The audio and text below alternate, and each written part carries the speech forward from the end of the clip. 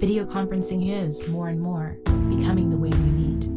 With so many more people meeting virtually, the workspace, as it's designed now, presents a problem.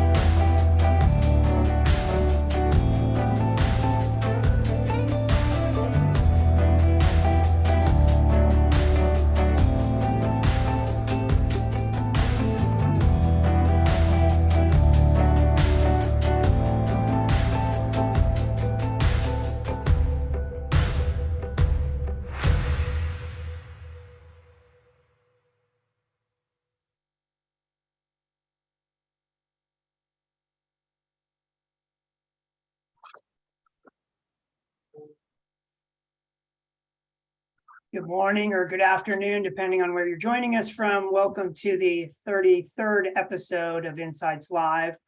Today, we're going to be talking about flex washing and the subject of, is it really attracting talent? We've got a great panel with us today. We're very excited for the discussion.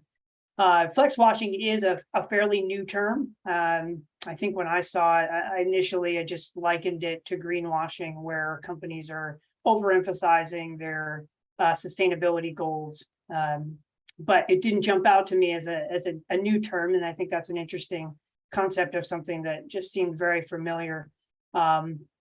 With that, I will jump into some introductions. I'm just going to go in the direction of how people are showing up on my screen here. Ian from IA, and if I pronounce your name wrong, forgive me. Do you want to do a quick introduction?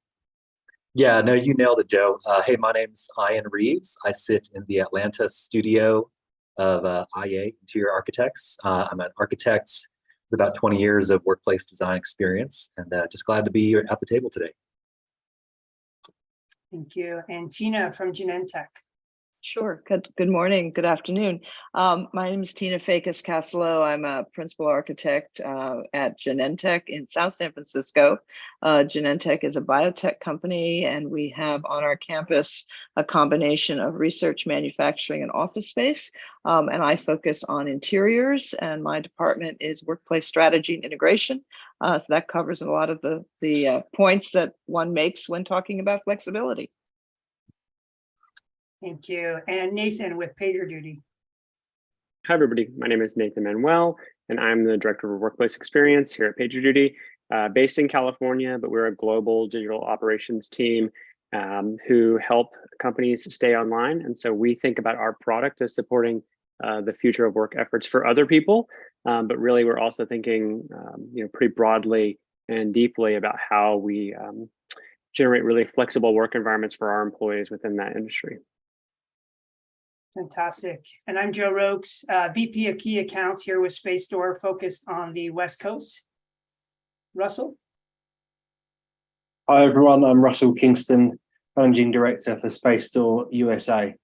So yeah, very pleased to be co-moderating with Joe today and exploring this subject of flex washing. Over to you, Joe. Yeah, thank you. So yes, it was interesting yesterday. We did an initial kind of touch base with our panelists, and we're discussing our concept or the discussion for today. And one thing that came up, as I mentioned in the beginning, was that flex washing is a relatively new term, and some of the folks had not heard it before. So I'm just interested to kick things off with interpretations. Maybe I'll start with you, Tina, on what flex washing might mean to you. Gosh, thank you. Well, when we look at that term, it says, the topic is about, flexibility and what companies are doing for flexibility. And then, of course, the line in this session is, to attract talent. And I would say that when we look at flexibility, it's not a new thing for us, although it's changed a little bit post-pandemic. Because we had a number of processes or just ways of doing business that go back to sort of 2015, when we opened a major building that had a neighborhood concept to it, no assigned offices, a lot of open space, breakaways, et cetera, things that allowed one to flow from the work, whether you needed heads down privacy or not. And then, of course, COVID happened. Many of our non-research, non-production people were able to actually left and went home for those 2 years. And now, since about March of this year, people are coming back. The way we're sort of communicating our process, our policies, it's just that we've really relied on team agreements since 2015. And when we came back post-COVID, we're taking those team agreements and doing a little bit more of an in-depth dive. How do those team agreements for every single group on the campus change as a result of people's practices changing? Whether it's they're used to being home more, they don't want to come back 5 days a week, but groups want people, they want to see people. So, how does it all set up? So it's not anything that's mandated, but it is something where we're looking at it at a very, very low, individual level, team level, department level to make those decisions about how people come back. Thank you for that. Nathan, do you want to share your interpretation? Yeah, sure. So I jokingly was saying yesterday that like my job is to really avoid us doing any flex washing, in that we have an extremely flexible work environment. And so, Tina's nailing something that I think is really important there, because we're thinking about, yes, attracting talent and maintaining a talent, but both of us are in really competitive industries where, we have to really think about, okay, what are the things that we're doing to establish that, so that we can prove that we're actually doing them and that the people are experiencing them. And so we have a program called Distributed by Design, and that program lays out a number of different concepts that allow people to make decisions about what's best for them. And so our job is really thinking about how to reduce friction for our individual employees. And so as we go through that process and think about, look, where are the points that we can help reduce friction? Some of those things may mean different things to different peoples in different geographies. And being a SaaS company and being an engineer, a software development heavy company, right? Those people really have, as we probably all know, really strong feelings about the environment that they work in and the modes that they work in and the times that they work, right? And so we're really thinking a lot about how we can emphasize that flexibility. And so much like what Tina was just describing, our return to office policy is one of individual choice. We aren't mandating that people come back a certain amount of days per week, but really what we're trying to do is we're trying to magnetize the space or hold events or different types of engagements that really pull people in. And that could be as small or as simple as having their CEO come in and have lunch with people, and can be as big as us having a big offsite event in a location where we don't have an office, but it allows people to come together in person. And so it's really us trying to piece together what will create a really excellent employee experience, not as much about mandating what might be right for what we think might be best for the employees. So that's kind of how we're starting our position. But really, it is about maximizing flexibility and choice for individuals. Yeah, I really like the idea of reducing friction and magnetizing, creating an office space that people want to go to rather than kind of a mandate. Very interesting. Ian, how about you? Yeah, so as we talked about this topic more and more, it made me realize that I think those of us on this panel in particular have probably been chugging articles and research over the last couple of years as we've really struggled to find the words to describe what's going on. And so I was not at all surprised to see kind of a new term coined because it's keying in on one of the nuances of what's going on here. But with flexibility in particular, with particular regards to how it affects recruitment, one thing that we have definitely noticed again and again in our practice, not just in the last couple of years, but even kind of leading up, is the definition of the words that you use to describe the thing that you're talking about really needs to be owned by the people you're working with. And so, Tina, I love your idea of having kind of a team agreement. Let's talk about what the word flexibility means to me versus you. Because particularly when you're dealing with different recruitment pools, you have to try and figure out what the standard definition the person you're talking to is using. And so if the person you're talking to is a 20-something just out of college or university, I guarantee you their definition of flexibility is wildly different than a typical white-collar workforce member, right? You're coming from one environment where, you're told, here's, a building you're going to do for this, and here's a building you have to focus, and here's some resources you have to go here, and you have the agency and autonomy to self-direct and self-locate. Your assignments and your productivity is measured by very clear rubrics about whether or not you delivered on the assignment or not. And you transition that then into the work world where you get, handed a desk and told to sit there. And we wonder why people don't want to do that. Oftentimes in my adult career, I've often just wondered, like, why can't you just treat me like you treated me when I was a 20-year-old university student? I was so much happier. There was so much more culture and social magnetism in those spaces, and I got so much more exercise. So if that's your definition of flexibility, then no wonder the average workplace is not delivering on it. And I'm not saying that that needs to be everyone's definition of flexibility, but when you start this conversation, start with defining it. Because time and again, when we survey workforces, when we do employee engagements, the leadership is often surprised what people mean when they say the word flexibility. So step one, define it. If you can't, you're working with a potential misinterpretation. I think what we do a lot of is we do a lot of surveys. We always have. There's nothing new about that. What we've tried to do is to create, I think the only real big change is to really focus on our learning environments and our collaboration environments and make people give them the tools they need to use those spaces differently. Our team agreements have always stressed, how you think about work and what it means for your department. I will say that during the pandemic, we actually added over 600 staff to our staff, people that have never seen the campus. A lot of those are the younger folks, I guess. And so what we've been doing in the last, as people have been coming back, we've really been focusing on the new people. I mean, they've been doing tours of the campus for people that have been virtual for, 18 months, 2 years. And again, they're new. How do you get the corporate culture? How do you get them to be aware of the corporate culture? Because we do have a very strong one. And our executive team is very much out there communicating, talking. They started doing kind of webinars or just kind of check-ins every couple of weeks on video. And it was so well received, they've continued to do it now that we are kind of hopefully on the other side of that hump.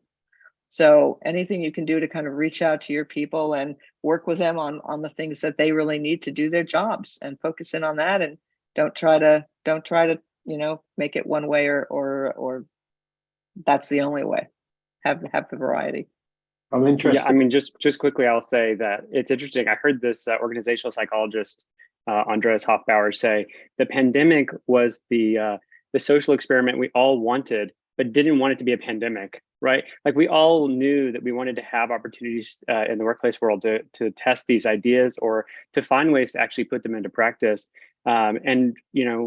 We didn't want the pandemic to happen to have those things happen. But at the same time, for a SaaS company like ours, right, it really created the pivot point for us to go, we could have always been doing what we're doing today 10 years ago, probably, right? So it's just that forcing mechanism to say, okay, we actually have to try to test those things out. And then, I mean, just to play off of one thing that Tina's saying too, is that all of us have been in this world for a really long time. And I've been trying to knock down executive doors for 20, 25 years and gotten no response.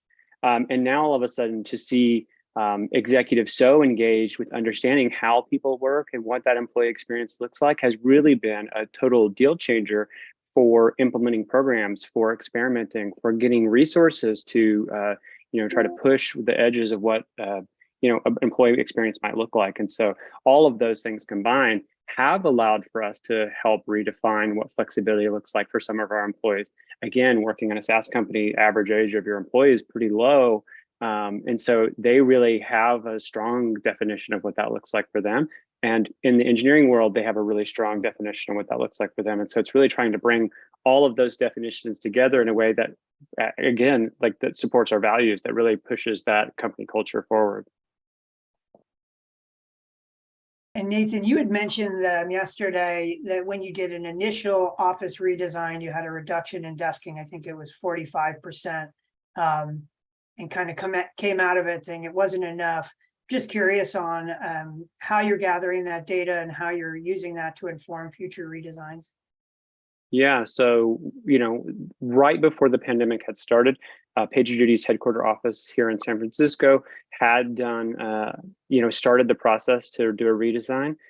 That was paused right during the beginning of the pandemic while there was some reassessment. Makes a lot of sense. And then during that, we were like, okay, yeah, there needs to be some drastic changes. So we did. We removed about 45% of the desking in the office.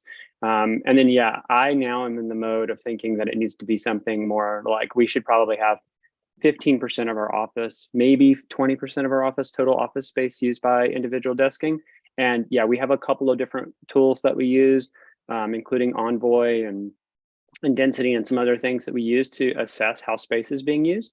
But I would say the thing that we're learning, and Ian joked about this yesterday, like what happens is everybody brings their backpack in, they put it on the desk that they've reserved, and then they never go back to that desk for the rest of the day. They pull their laptop out and they go into a training room, they go into a collaboration area, they go into the cafe, they go somewhere else where there's food and coffee basically, and then they hang out there, right? And so, yeah, when we're reconsidering what future iterations look like, and we are looking at some changes in office space in a couple of different places throughout the world right now, we're definitely taking this into consideration. Of course, there are team specific or geography specific adaptations that need to happen, but for sure, I'm like, okay, I thought I was being really extreme, and in the end, it ended up being pretty conservative. So now I'm like, okay, we're going to push that a little bit further. And there is real buy-in because we can show, I will say we're in the era of data too, right? When you work with a bunch of nerds, they want to see the data. And so I'm like, okay, we're in an era where for the first time in the workplace world, I can show people data. And there's not just me saying like, oh, we think it's this. It's really like, we have some data that we can show you that says, this is what's working, this isn't what's working. But yeah, in the future, we will redesign to push that even further than we have in the past. Nathan, I think that's such a great point too, because we have a lot of data obsessed clients, whether they're tech nerds or other just financially motivated to make data informed good decisions. Nerds is a general term. Nerd, all the different types of nerds. It's a positive term.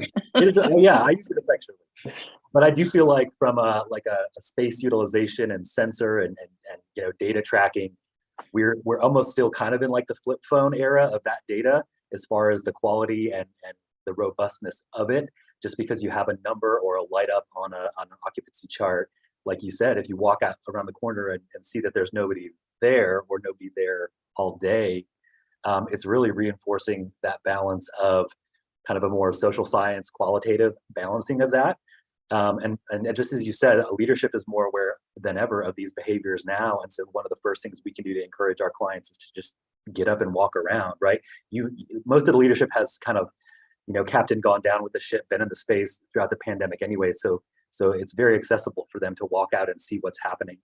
And even though there's a lot of, trepidation around a small data sampling when it comes to like capital R research, there's nothing wrong with using that as a lead to ask better questions and get better qualified data, right? You may have heard one random, totally surprising thing from one employee and then written it off as the outlier. Well, that could have been your clue to an insight you previously uncovered. So go further, resurvey on that, survey on it consistently, right? Like, so Tina, I love that you mentioned you guys are surveying, but surveying more, right? It's classic relationship building. You don't just ask once and then believe that you have the right answer. You ask again and again and again, and you check. And that's really the only way to kind of inform a design process that requires some iteration and experimentation, which sounds like huge risk red flags for a lot of our clients. But when you say, look, you can test your way into it, make sure that that comment was right and on point and not a random outlier before you commit to building out a multi-floor stack of space with that idea. Yeah, no, absolutely. I think that because again, we've been doing this for many years, not just through the pandemic. We've had good data to start with. We do use a sensor system in our buildings, and we were able to adjust, reducing some buildings during the pandemic and now bringing them back. And we're looking at a number of data points as to how people are coming back and why they're coming back. And the whys about bringing people back to campus have informed changes to our transportation system, to our food service folks.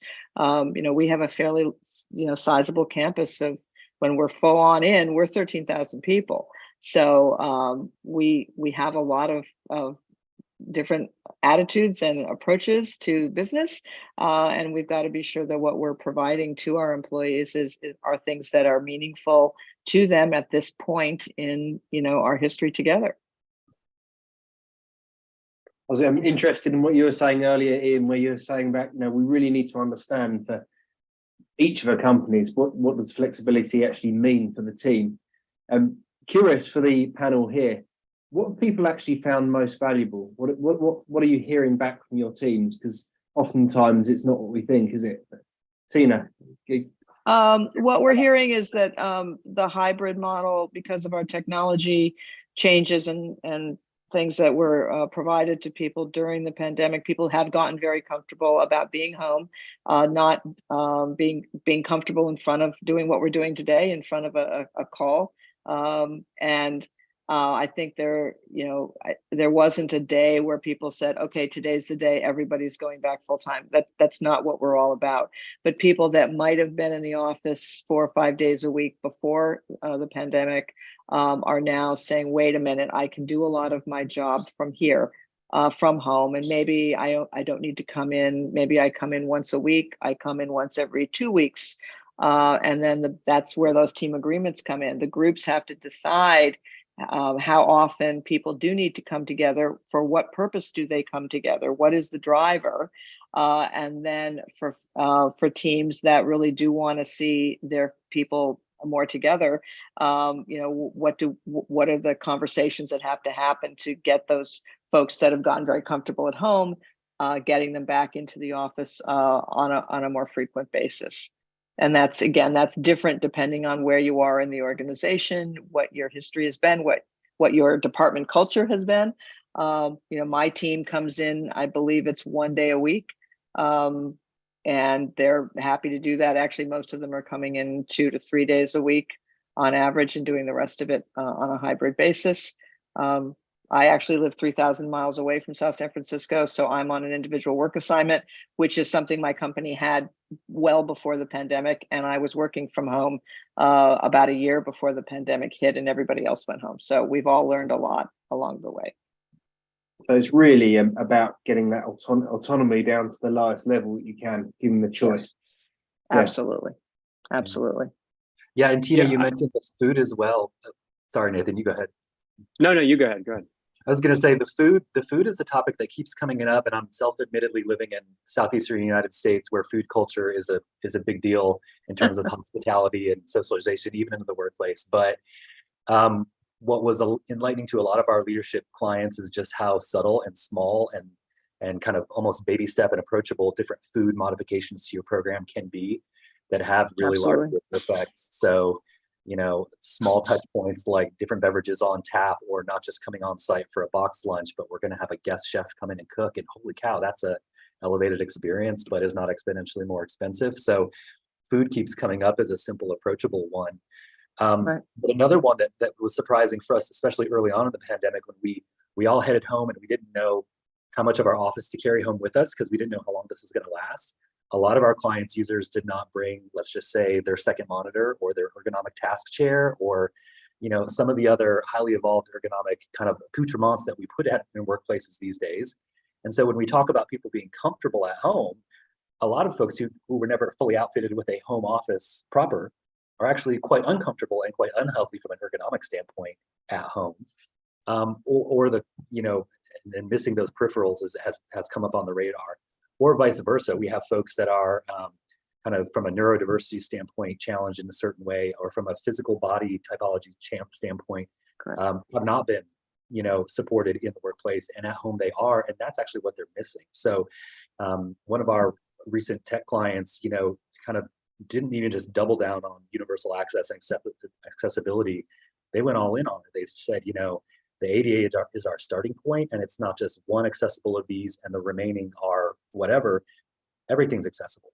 And so furniture was designed with a variety of body types in mind, and lighting design was considered with neurodiversity and different cognitive and mental kind of performance aspects. And so that's the kind of thing, if I'm an employee and I'm still kind of working from a card table and a Office Max, chair that's 10 years old and hurts my back, now all of a sudden I'm seeing that my employer is getting very serious about supporting a much more wider array and diverse workforce, and I want to be a part of that. So yeah, I think we all want to be part of that. Yeah. I mean, Russell, I think I'll try to answer your question very briefly in saying that,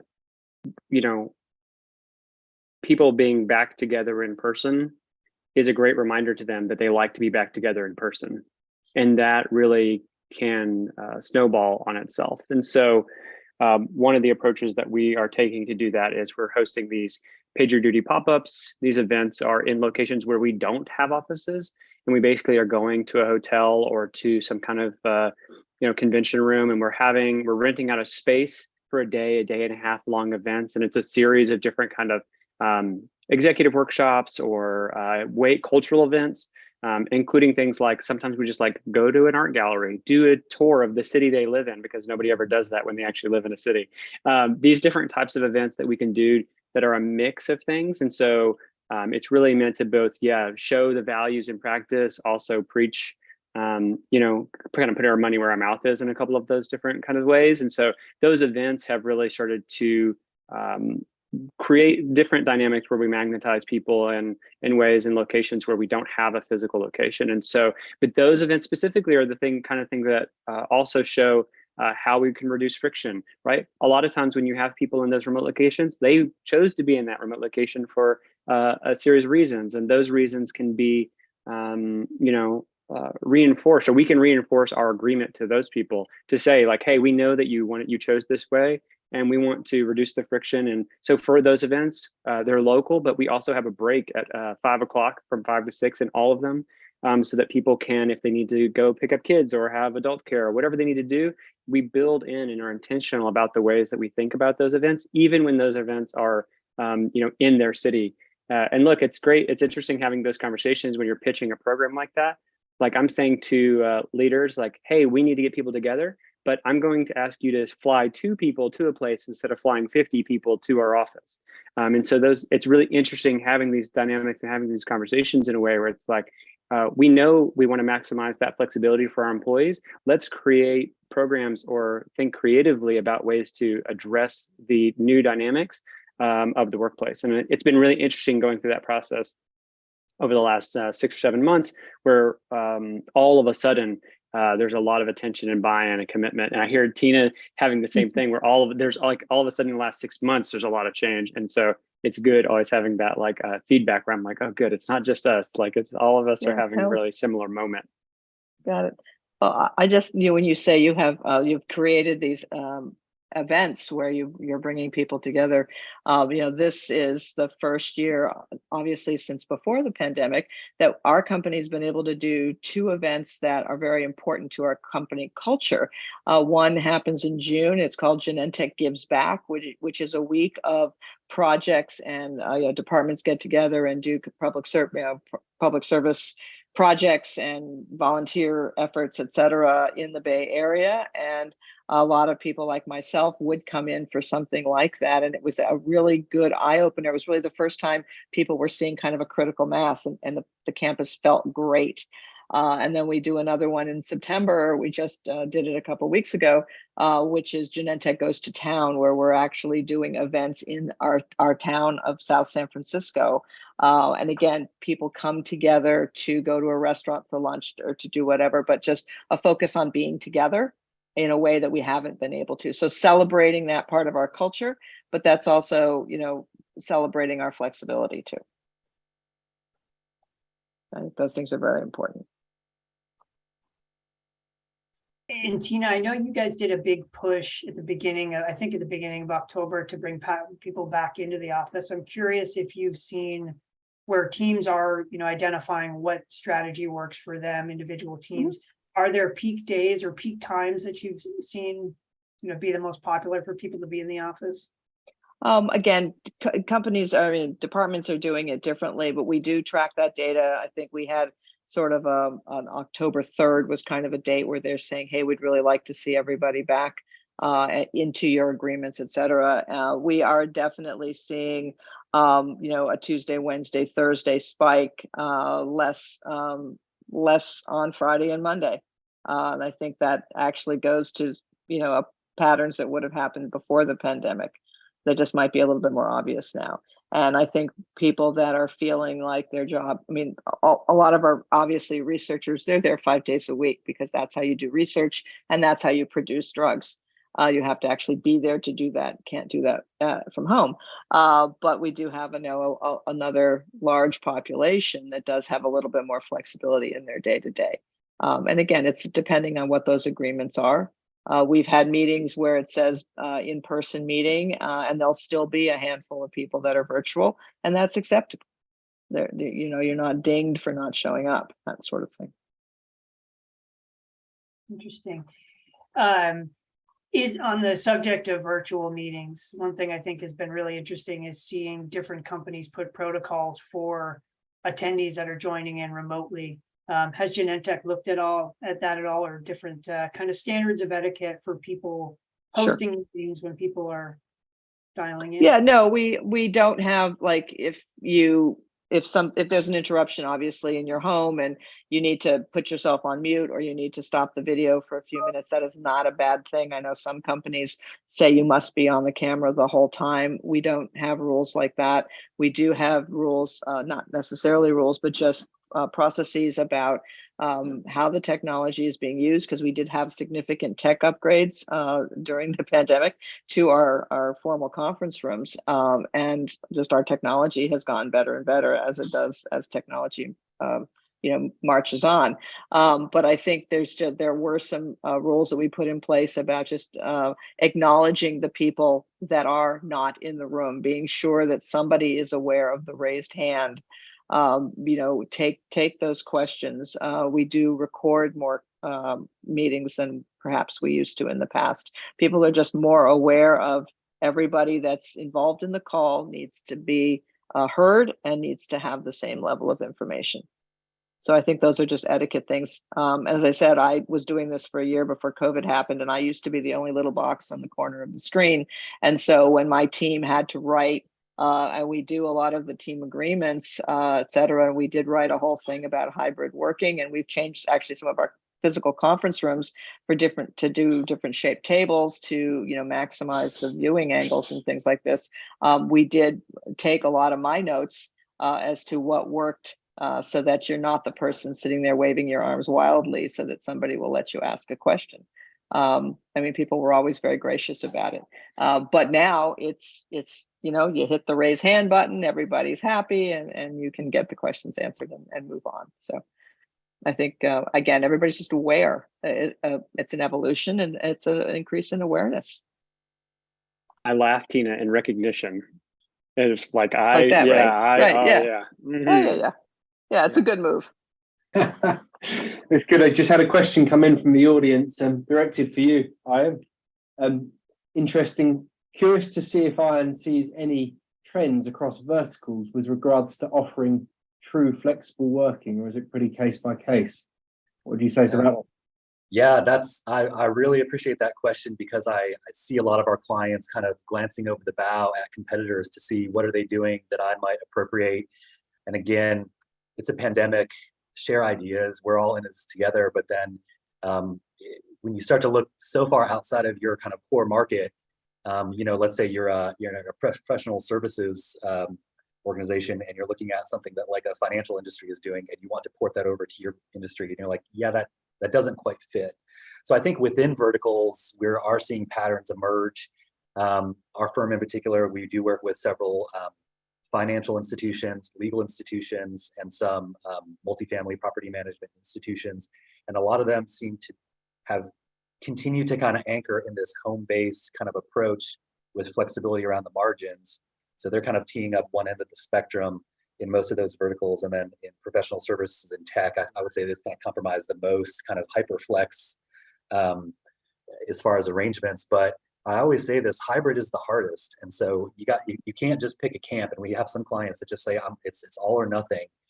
And I'm afraid you're going to lose some people if you try to overcommit. But getting somewhere in the middle is very important. And Tina, you reminded me of a client we have now that they're not a biomed company, but they are a beverage, so a food and beverage industry, where they do have a function of their workforce that is production, that is kind of a plant side of the equation, and then a large demographic of the workforce that is the administrative side, who is then arguably much more flexible.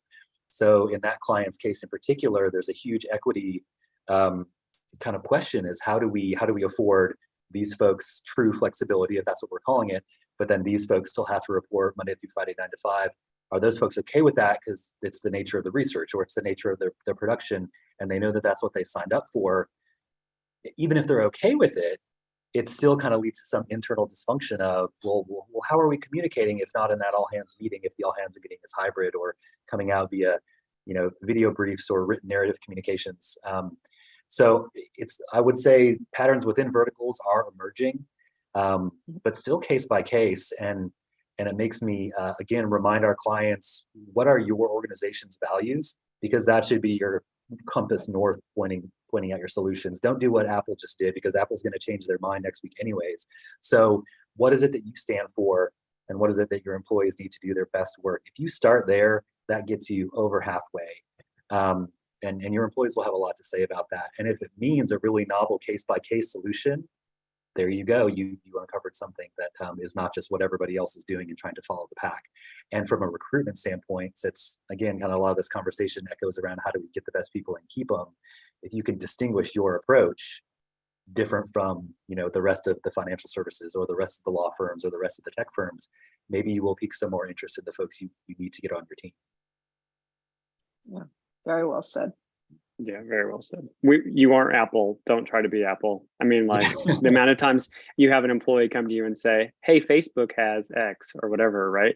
And you're like, yes, but we're not them. And like, we have a whole different set of values and things that are important to us. Let's talk about how we emphasize those and try to actually get to the answers, right? So often when people say that, they're presenting a problem. And it goes back to Ian, you were saying, like, sometimes you hear these things that you think are outliers, but maybe they're not. And I'm always reminded of that thing I heard as a kid, like when somebody writes in a letter, right? That one letter represents 10 people who have the same thought, right? Or whatever that ratio is. And so I'm like, yeah, that's exactly right. This person's bringing this up, but there's actually 10 people back there who will have the same thought, but aren't saying it. And so, how do we hear that and then answer solve for the problem, not try to replicate, not solely replicate. I also want to look over the bow. Don't worry. I mean, I do think, Nathan, to your earlier comment about this forced experiment, as we went through the pandemic, I do think that it's encouraging to see companies look at one another and explore what people are doing during the experimental process, and try and use that data to help, as they make changes in their workplace. I think it's nice that everyone's not kind of in their own lane and doing their thing and experimenting in a silo. There's a lot going on and a lot to look at. So why not take advantage of everyone else's tests? Yeah, and I was saying before, there was kind of this executive buy-in that we've never had before. This is for sure the first time in my career over the last 2 years where I've had executives talking to each other about workplace issues. And so then there's also, really truly for the first time in my experience, top-down kind of guidance or questions or interest in those things. And so workplace or kind of like facilities things historically, unless it was about real estate and we're spending dollars, no one really cared, right? They were like, okay, we want it to be good, but it's very, generic. And so now there's genuine interest in how you manifest your values in kind of physical or in virtual form. And that didn't exist before. So just to this, around this question we're talking about and looking at what others are doing, just had a question in from the audience. Are you seeing that companies are willing to make decisions on their hybrid working and practically first, rather than wait and see what others are doing? And kind of interesting because Ian, you're working with a number of clients, but then for Tina, for Nathan, how do you feel about that? Did you go and do things first, or did you start off by kind of checking out to see what others were doing? I think that we actually, got out pretty early, because as I said, what we're doing today is really an evolution from something we started in 2015. So, having neighborhoods, having team agreements, we were doing that in 2015. So we already had a significant amount of our campus, the non manufacturing, it applied to some research. So we were already looking at,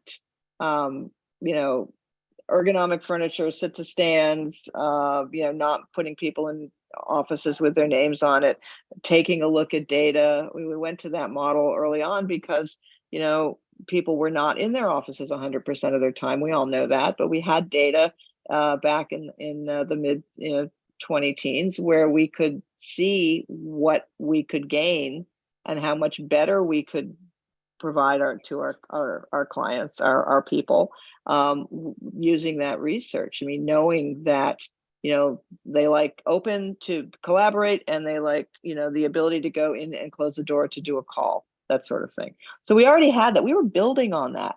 So when the pandemic hit, we made some adjustments to real estate in terms of, closing some buildings, adjusting, doing the social distancing that we needed to do. But nothing fundamentally changed. Like, we didn't go in and say, well, we have to renovate for people to come back. We already had that model. And where we put our emphasis during that time period was to actually reprioritize our learning environments that we had sort of on the books and ready to go into construction. So construction slowed, but we were able to go and make those other types of places available, so that when people did start to come back, they had, places to gather, places to collaborate, things that we specifically set up to adjust. But we weren't making any wholesale, oh my God, they're doing it this way, so we have to do the same thing. We just took our own model and kept going with it.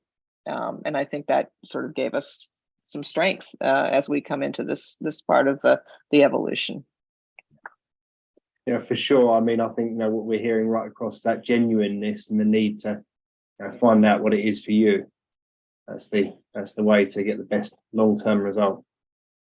Absolutely. Yeah. And it's not seamless either. It's, there are certainly bumps in conversations on a daily basis, but again, we're on a different sort of trajectory of the questions at this point. One, I know we kind of all immediately go to workplace or the office as when we think about flexibility, but one thing we were chatting about yesterday was time and work hours, and we just got a question through. Have any of the panelists tested flexible working hours? How is it managed? And do the right people get to spend enough time with each other? Nathan, do you want to chime in on your thoughts about working hours and what you guys have looked at there? Sure. So as a digital operations company and helping support other people's software platforms, we are definitely a 24/7 company across a bunch of different time zones, right? And so some of the business by nature has that happening, and so it was happening beforehand and it's happening now. That's the business of being distributed, right? And so from that perspective, there's not much change. I will say the big changes have been, and something that I was just referencing, written narratives, asynchronous kind of like video updates. There have been more and more attempts at having things that will reduce the formality of meetings. We've all over the last couple of years gotten so used to having our days in these like 30-minute blocks, or days filled. When you look at your calendar, it's like literally block back-to-back Zoom meetings.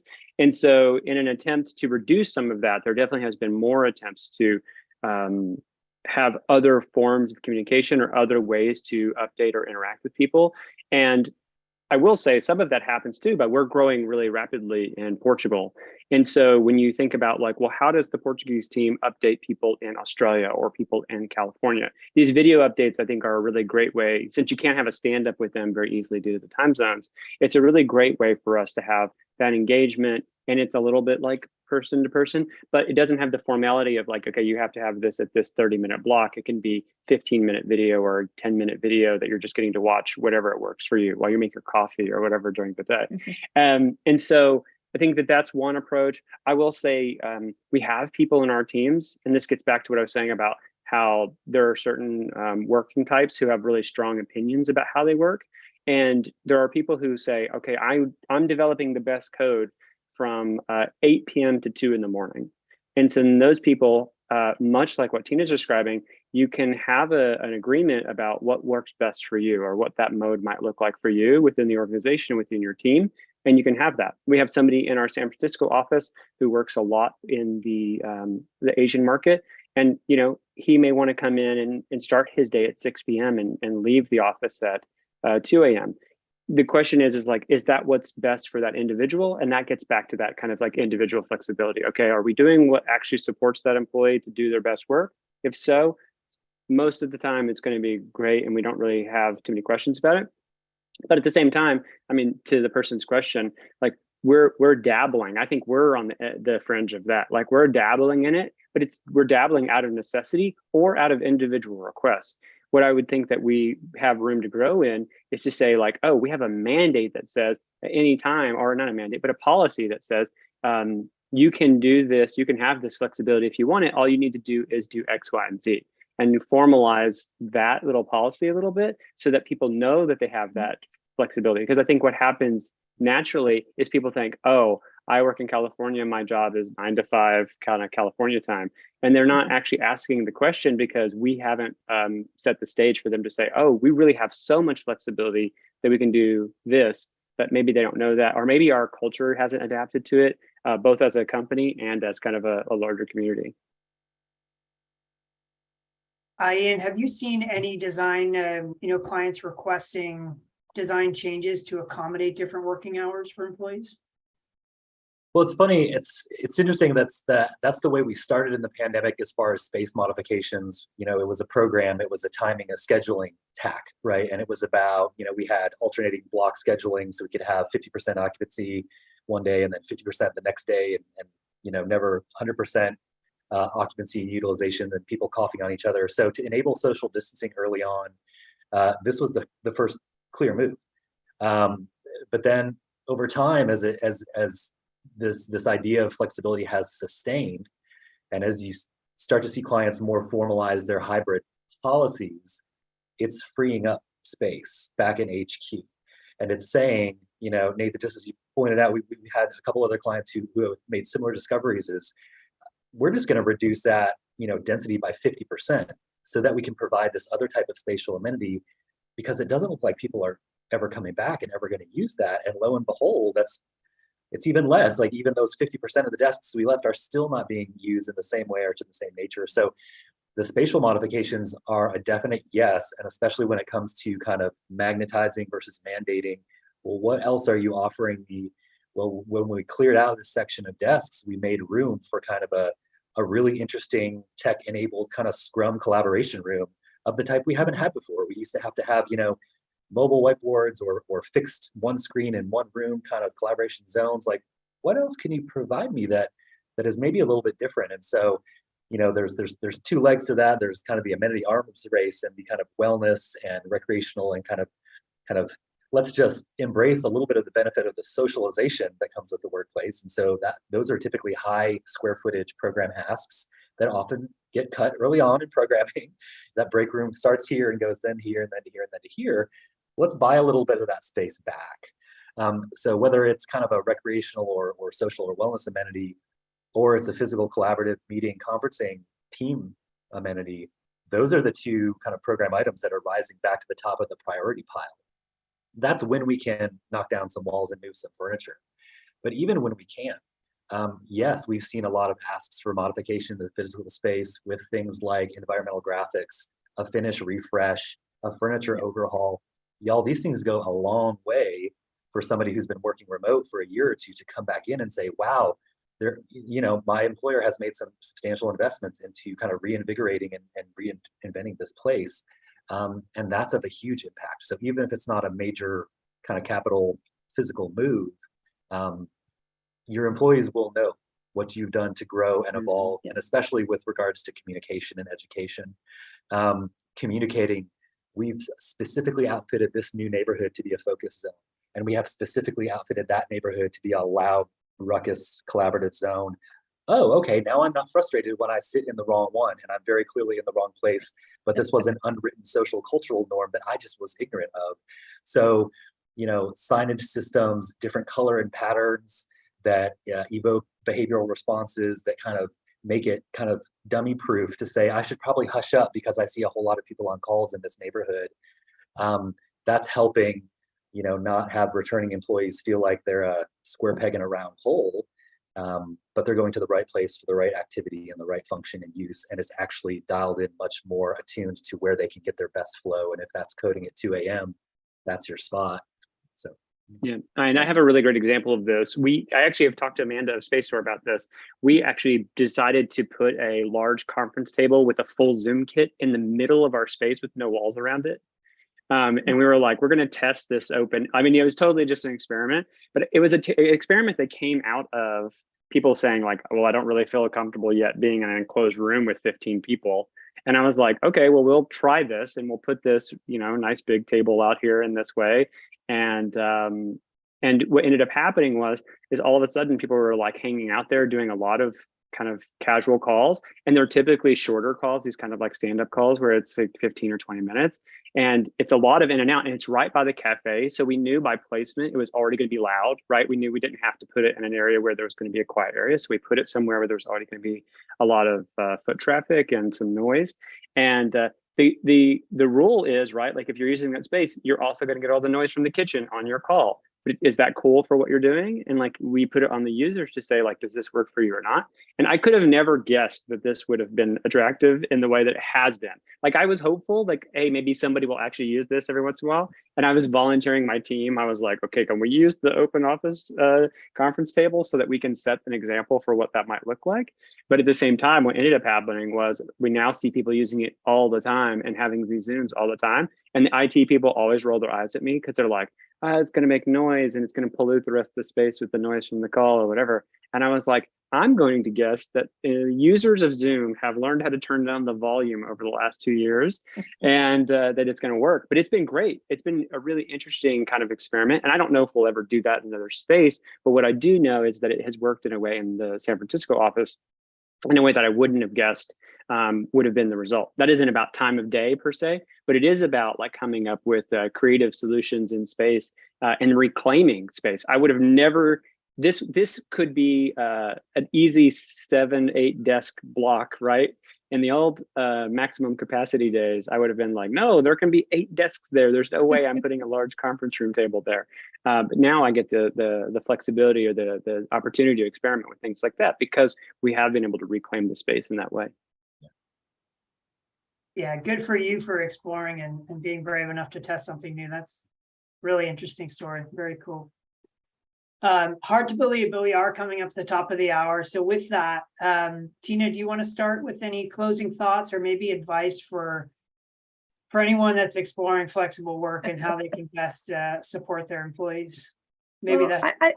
I think you just think about it as kind of an evolution. There's not like a point in time where suddenly it's pre-COVID. We are where we are time-wise.